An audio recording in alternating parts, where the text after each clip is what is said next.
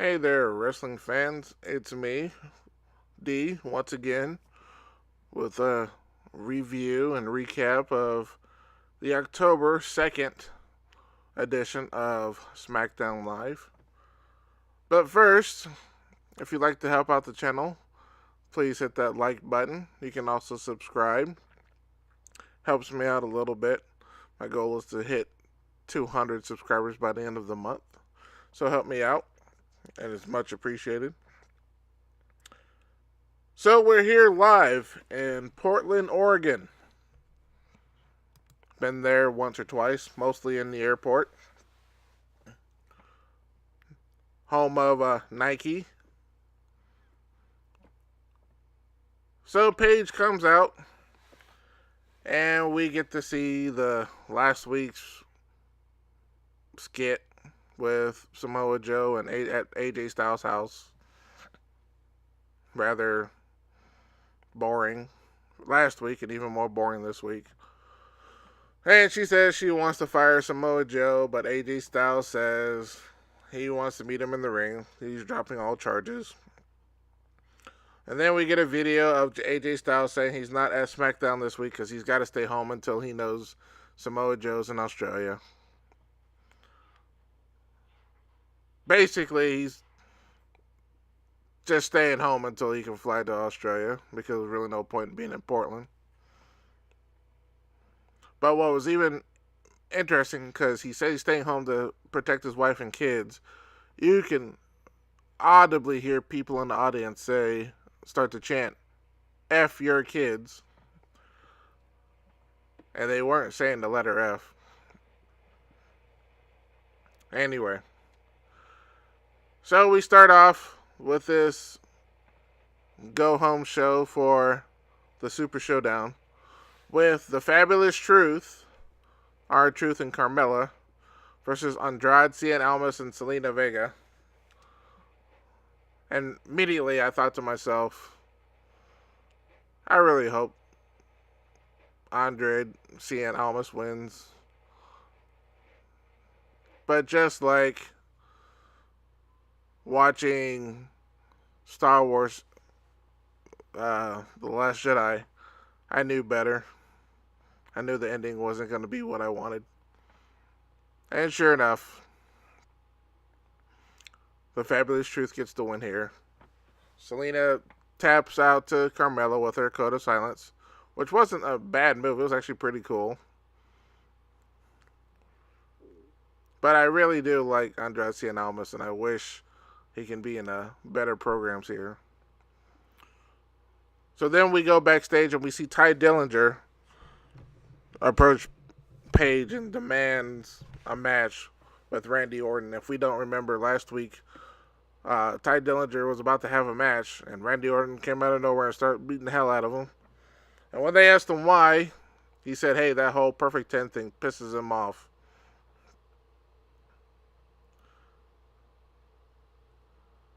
So, before we get to that match, the New Day comes out to the ring talking about their recipe for pancakes.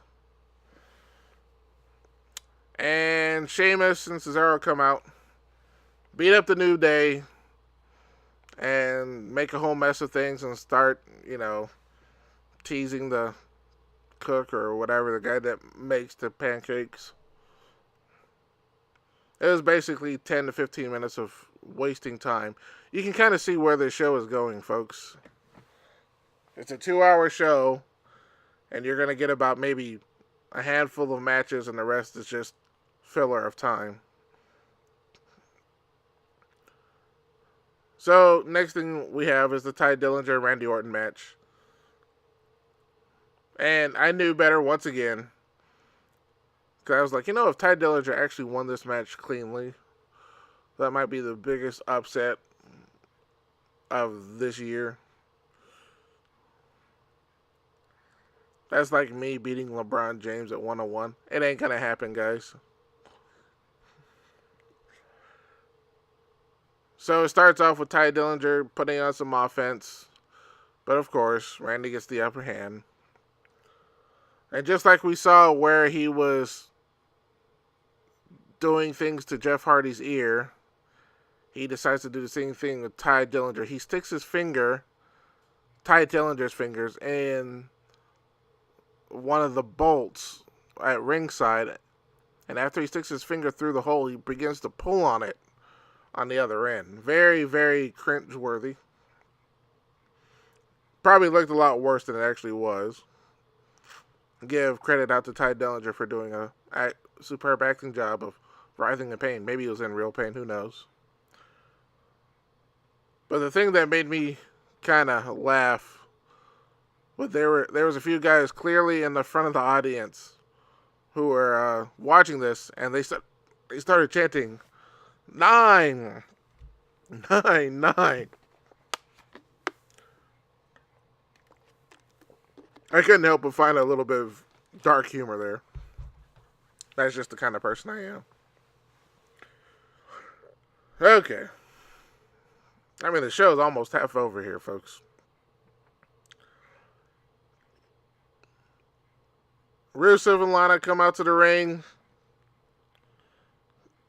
in response to last week where Alex English talks about, what happened in Milwaukee. And as we're out to the ring, Alex English comes out and he plays a clip from the hotel room. And where Alex English is in the room and Lana comes in and says, "Hey, Alex, I want you." And then he cuts it off. So clearly, I found it incredibly humorous that he cut the tape just at the moment. And of course, Rusev goes and chases after Alex English, leaving Lana in the ring. And if you haven't noticed, we've spent another 10 minutes.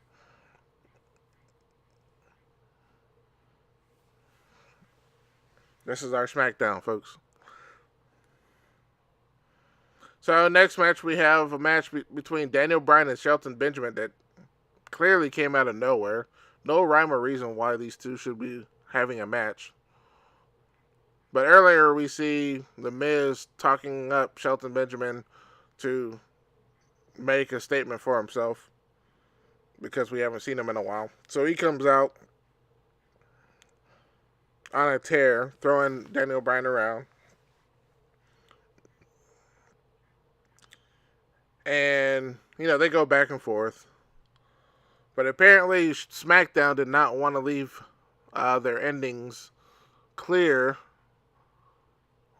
or want to be left out by SmackDown and their interference into pinfalls. So they do the same thing here. And Miz distracts Daniel Bryan and Shelton Benjamin gets the pin. And then Miz comes in and beats up Daniel Bryan some more. And this is all in preparation for the Super Showdown.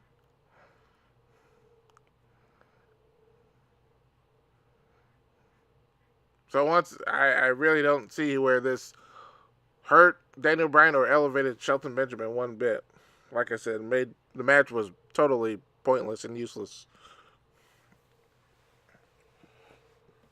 So as we get to the final few minutes of the show, we have Asuka versus Peyton Royce.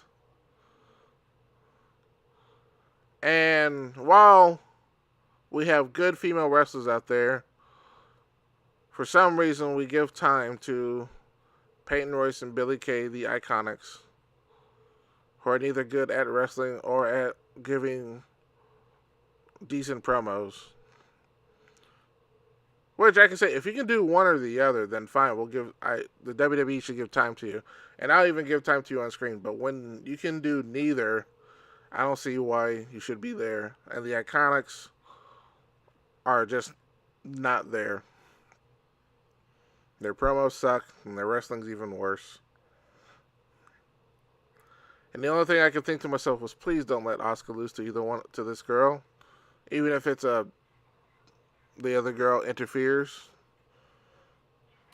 And someone out there listen to me because Asuka got the win.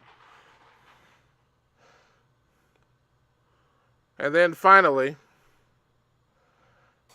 Becky Lynch comes down and she talks about how she beat Charlotte Flair at Hell in a Cell and how her, moment was stolen. And now that she's the champion, she's still not getting the respect she deserves. Blah, blah, blah. But I like Becky Lynch, so it was fine with me.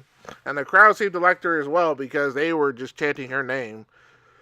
And for a girl who was supposed to be clearly the bad guy, the crowd was loving her. And then we hear the music of Charlotte Flair. She comes down. And they get into it, and Charlotte Flair gets the upper hand.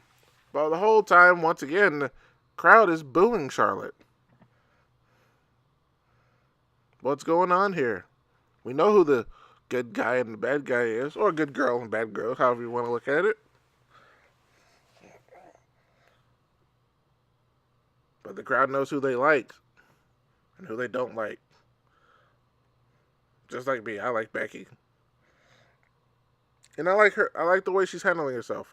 I like the way they're writing her. If there's anything WWE Creative is doing correctly, is the way they're handling Becky Lynch.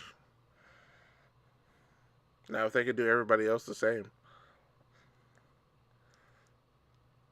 But, as you can see, I'm here at the 11-minute mark, and that's the end of the show. It wasn't a horrible show, but it was just a show full of a lot of fillers. Oh, we're going to talk about the week, what happened last week with Samoa Joe and AJ. We're going to talk about pancakes. And of course, they had a good segment about the breast cancer awareness. I'm not going to disparage anything about that because that's a good cause. But then, of course, we have to talk about the events at Raw, where Undertaker and Kane had a moment with Shawn Michaels and Triple H. It was basically a clip show, interrupted by a little bit of wrestling. Also, we can be ready to watch the Super Showdown in the early wee hours of Saturday. So if I were to give this show a rating, I'd give it 2.5 stars, or definitely a C-. I think most of the people were ready to get on the plane to go to Australia. It was probably a long flight. So they probably had a skeleton crew. And once the show was over, everybody that was left behind immediately got on a plane so they can make it. So that's it. So anyway, for those of you that watched the show, tell me what you thought. Post it in the comments below. And if you want to hear more of my ramblings when it comes to WWE, like I said, help me out. Hit that subscribe button. Hit that like button. Helps me out every little bit. And I'll talk to you guys next time. Peace.